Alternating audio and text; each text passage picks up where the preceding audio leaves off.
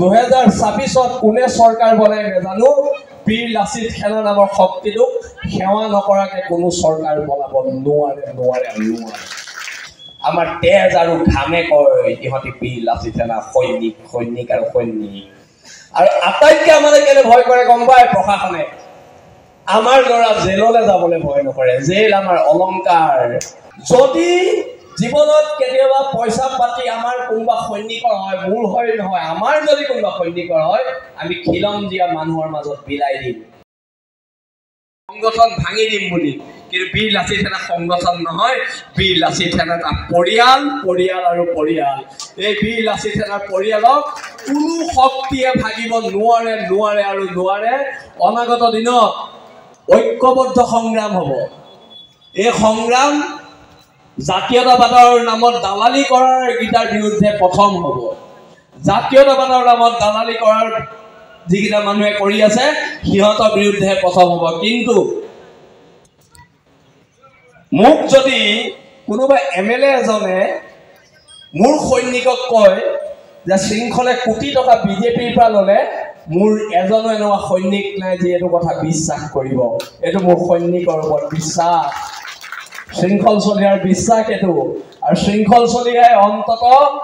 দেশ আৰু জাতিক বিকি নকৰে কোনো কাৰণত দেশ জাতিক বিক্ৰী কৰা নহ'ব দেশ জাতিৰ কাৰণে অধিকাৰ কাঢ়ি অনা হ'ব 17 চনৰ পৰা 23 চনলৈকে জেলতে আছো আকৌ আমাক কথা ক'বলৈ আমাক কথা কথাটো নহ'ব না পুলিচৰ মাৰ খাই নোপোৱা আৰু আমি আকৌ GMCHত নাই দেই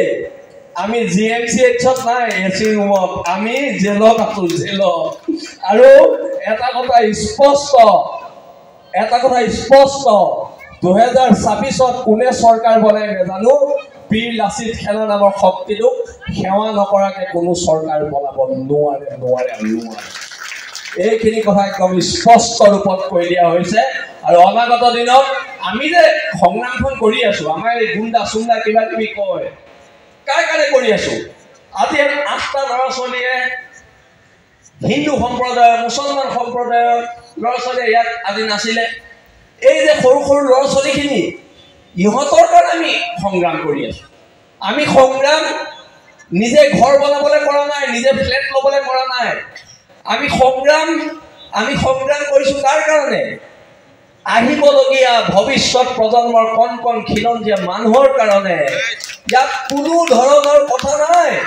আমাক দালাল ক'ব মোৰ যদি এটা একাউণ্ট বেলেঞ্চ চাই 2 টকা 50 পইচা মান আছে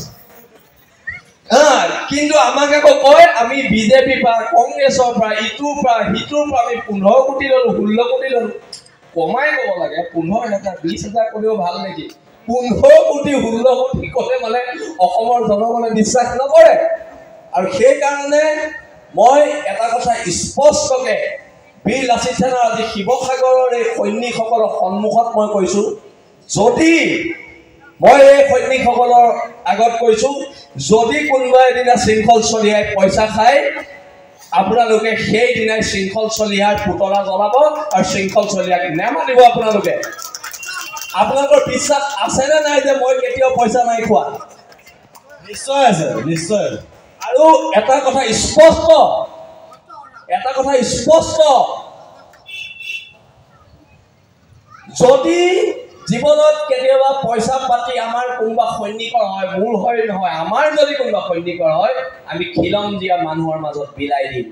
আমি খিলং দিয়া মানুহৰ প্ৰত্যেক বিপদত থাকিম কিন্তু এইবোৰ দালালি কথাত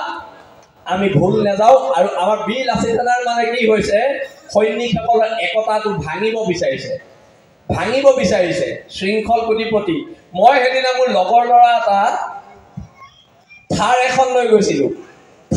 মই দৰঙলৈ গৈছিলোঁ তেতিয়া এজন আমাৰ স্থানীয় বিধায়ক তেওঁ কৈছে যে শৃংখলে 19 লাখ টকাৰ থাৰখন ল'লে নাই লোৱা এখন মই ভাড়ালৈ লৈ গৈছিলোঁ কিন্তু বদনাম কৰিব পাৰিব সত্য প্ৰমাণ কৰিব নোৱাৰে এইখন সংগ্ৰাম চলিবনে চলিব কাৰ বিৰুদ্ধে চলিব দালালিৰ বিৰুদ্ধে চলিব আঞ্চলিকতাবাদৰ নামত আঞ্চলিকতাৰ বাদৰ নামত বিজেপিৰ পৰা 25-30 লাখ লৈ থকা এমএলএ বিৰুদ্ধে চলিব নচলে চলিব হয় নে নহয় হা বিৰোধী ঐক্যৰ নামত দালালি কৰা মানুহটোৰ বিৰুদ্ধে চলিব নচলে চলিব আৰু আমি আজি একেলগে কওঁ বীৰ লাচিত সেনা অসম জিন্দাবাদ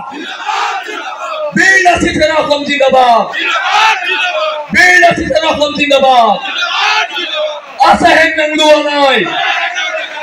আছে হেংনাং লোৱা নাই আছে হেংনাং লোৱা নাই আৰু আজি আপোনালোক সকলো আহিলে বীৰ লাচিত সেনাৰ প্ৰত্যেক সৈনিক আমাৰ পৰিয়ালৰ প্ৰত্যেক সদস্য আপোনালোকৰ ওচৰত কৃতজ্ঞ আজি যেহেতু গোটেই জ্যেষ্ঠ শিক্ষিত মানুহখিনি ইয়াত আছিলে সেইকাৰণে আমি স্কুটি খালো ইটা ভাটাৰ মালিকৰ পৰা 15 লাখ খালো এই মাছ আহিব নিদিও বুলি কৈ 20 লাখ খালো কোনেনো খাইছে মই বুজি পোৱা নাই কিন্তু আমি নাই খোৱা দেই আমি অভাৱত থাকো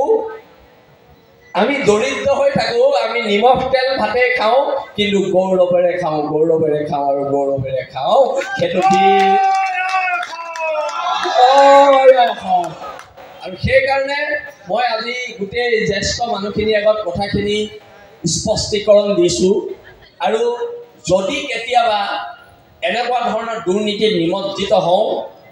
অসমৰ ৰাইজে জোতাৰে মাৰিলেও তাত মোৰ আপত্তি নাই বীৰ লাচিত সেনাৰ কোনো সৈনিকৰ আপত্তি নাই কিন্তু যেতিয়ালৈকে বীৰ লাচিত সেনাৰ সৈনিকৰ তেজ আৰু ঘাম আছে তেতিয়ালৈকে আমি কেতিয়াও দুৰ্নীতি নকৰো সেইটো আপোনালোকৰ আগত আমি ক'লো এদিন মোক এজন মানুহে সুধিছে যে বীৰ লাচিত সেনাৰ সৈনিক কোন মই তেতিয়া ক'লো যিজন মানুহৰ যিগৰাকী মহিলাৰ তেজ আৰু ঘামে মাটিৰ কথা কয় সেইজন মানুহে বীৰ লাচিত সেনাৰ সৈনিক হয় সেইগৰাকী মহিলাই বীৰ লাচিত সেনাৰ সৈনিক হয় আমি ইয়াত ফ্লেগখন পিন্ধি যাব নালাগে নহয় বীৰ লাচিত সেনাৰ সৈনিক বুলি আমাৰ তেজ আৰু ঘামে কয় ইহঁতি বীৰ লাচিত সেনাৰ সৈনিক আৰু আটাইতকৈ আমালে কেলে ভয় কৰে গম পায় প্ৰশাসনে আমাৰ ল'ৰা জেললৈ যাবলৈ ভয় নকৰে জেল আমাৰ অলংকাৰ জেল আমাৰ দ্বিতীয় ঘৰ আমাৰ তেজ আৰু ঘামে কয় ইহঁতি বীৰ লাচিত সেনাৰ সৈনিক আৰু আটাইতকৈ আমালে কেলে ভয় কৰে গম পায় প্ৰশাসনে আমাৰ ল'ৰা জেললৈ যাবলৈ ভয় নকৰে জেল আমাৰ অলংকাৰ জেল আমাৰ দ্বিতীয় ঘৰ কিমান জেলত থাকিলো ভাগৰি গৈছে জেলত ভৰুৱাই কিন্তু সমগ্ৰ অসমত 2016 চনৰ পৰা যদি এতিয়ালৈকে চাই সমগ্ৰ অসমত এটা সংগঠনে আছে যিটো সংগঠনৰ আটাইতকৈ বেছি ল'ৰা জেলত সোমাইছে চুৰ ডকাইতি কৰি নহয় দেশ জাতি অসম নামৰ মাজনী প্ৰেমত সোমাইছে সেই সংগঠনটোৰ নাম হৈছে বীৰ লাচিত সেনা অসম আৰু আমি যুঁজি নলওঁ কাৰো লগত আমাৰ লগতো যুঁজি ল'লে কথা বেয়া হ'ব এইখিনি একদম স্পষ্ট কথা আৰু আজি ইয়াত থকা জ্যেষ্ঠ মানুহখিনিৰ আগত আমি এইটো কাৰণে কথাখিনি ক'লো কোনোবাই ছ'চিয়েল মিডিয়াত লিখি দিলে কথাবোৰ সত্য নহয় কোনোবাই ছ'চিয়েল মিডিয়াত কথাবোৰ লিখি দিলে সত্য নহয় কথাবোৰ সত্য হ'ব ৰাজপথত কথাবোৰ সত্য হ'ব পুলিচৰ মাৰত কথাবোৰ সত্য হ'ব জেল যোৱাৰ মানুহকেইটাৰ তেজত আৰু কথাবিলাক স্পষ্ট বীৰ লাচিত সেনা অটল অদম্য আৰু অজেয় আৰু আমাৰ এই ক্ষেত্ৰত আপোচ নাই পুনৰবাৰ কৈছো হ'ব পাৰো আমি দুখীয়া আমি কাৰো গোলাম নহয় আঠুকাৰী অধিকাৰ খোজা আমাৰ নিয়ম নহয় আৰু নিয়ম নহয় ধন্যবাদ জয় অসম জয় অসম